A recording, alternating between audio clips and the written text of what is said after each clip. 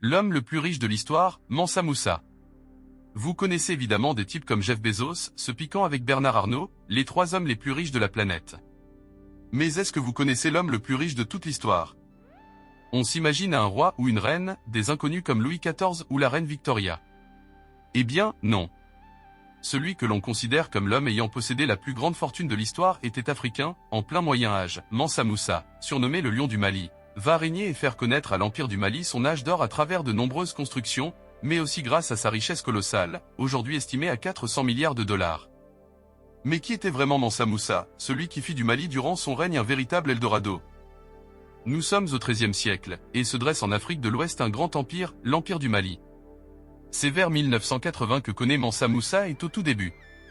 Il n'était pas censé régner, et c'est grâce, ou à cause, de son frère qu'il accède au trône. Son frère, le Mansa, qui signifie roi des rois, le titre donné aux empereurs maliens, Aboubacar de règne sur l'Empire du Mali. Mais c'est un souverain davantage tourné vers la mer, surnommé d'ailleurs l'empereur explorateur, persuadé qu'au loin vers l'ouest se trouve une terre encore inexplorée. Il décide donc d'envoyer une expédition à la recherche de ce nouveau continent. De cette expédition, seul un avion revint. Déterminé à réaliser son rêve, Aboubacar II décide de monter une seconde expédition et de partir avec elle, comme la Réunion part en pèlerinage. La tradition malienne veut que le Mansa désigne un régent capable du succès des siens, au cas où il arriverait malheur. Ainsi, Aboubacar choisit Moussa, son frère, pour lui succéder. Une gigantesque flotte de 2 à 3 000 navires est alors construite, et c'est en 1312 qu'Aboubacar part avec son immense mode vers l'ouest. Mais personne ne les a jamais revus, même si certains affirment encore aujourd'hui que la flotte malienne aurait bien atteint les côtes d'Amérique du Sud presque 2 siècles avant Christophe Colomb. Cependant, il n'existe aucune preuve qu'Aboubacar ait atteint son but, et il y a même des doutes concernant l'existence même de cette expédition. Même si on ne sait pas vraiment comment Moussa devient le Mansa du Mali en 1312, l'Empire du Mali, sur lequel règne désormais Mansa Moussa, reste encore aujourd'hui assez méconnu. Les sources fiables sur son histoire sont rares, et il existe malheureusement énormément de flou et de trous dans l'histoire de l'Empire du Mali. Comme on va le voir, certains passages de la vie de Mansa Moussa tiennent davantage de la légende que de la réalité historique. Dès le début de son règne, Mansa Moussa voit les choses en grand. Il sait que son empire a du potentiel et il va vouloir l'exploiter, car l'Empire du Mali est riche, très riche. Sa fortune vient de ses mines d'or qui peuvent produire jusqu'à 1 tonne d'or par an, une quantité astronomique pour l'époque. La moindre pépite d'or devient automatiquement la propriété du Mansa.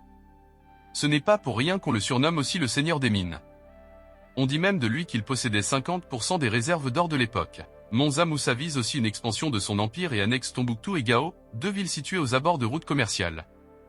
Mais tout cela ne satisfait pas Moussa, et son ambition le mène un peu plus loin. Malgré les richesses qu'il accumule et ses conquêtes, l'Empire du Mali reste encore complètement refermé sur lui-même.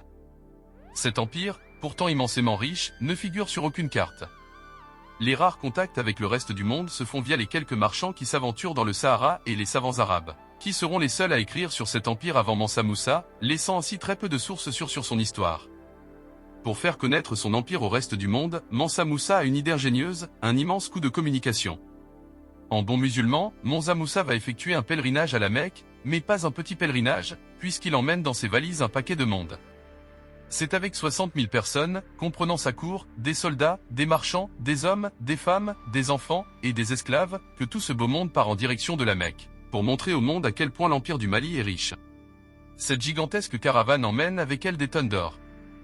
Tous ceux qui font partie du voyage sont vêtus de brocarts d'or et de soie, portant de magnifiques bijoux. De quoi impressionner les locaux. Et quand je dis tout le monde, c'est vraiment tout le monde, du courtisan à l'esclave. Chacun se voit affublé d'au moins un vêtement ou d'un objet de valeur. Mais ce n'est évidemment pas tout. 80 chameaux transportent des livres d'or. Il y a aussi des chevaux et suffisamment de bétail pour nourrir tout le monde pendant ce périple. Mansa Moussa traverse ainsi le Sahara, et à chaque ville qu'il traverse, il distribue de l'or à chacun. Il fait même construire des mosquées. Voilà pourquoi ce pèlerinage était en fait un merveilleux coup de com' au quai. Mansa Moussa était un bon musulman, et pour lui, faire un pèlerinage à la Mecque était une étape obligée. Merci de rester jusqu'ici. Si vous avez aimé cette vidéo et que vous voulez soutenir notre chaîne, laissez un pouce vers le haut, c'est très important. Laissez également un commentaire sur ce que vous avez pensé de cette histoire. Si vous n'êtes pas encore abonné, cliquez sur le bouton et activez les notifications pour savoir quand sortira la prochaine vidéo. Au revoir.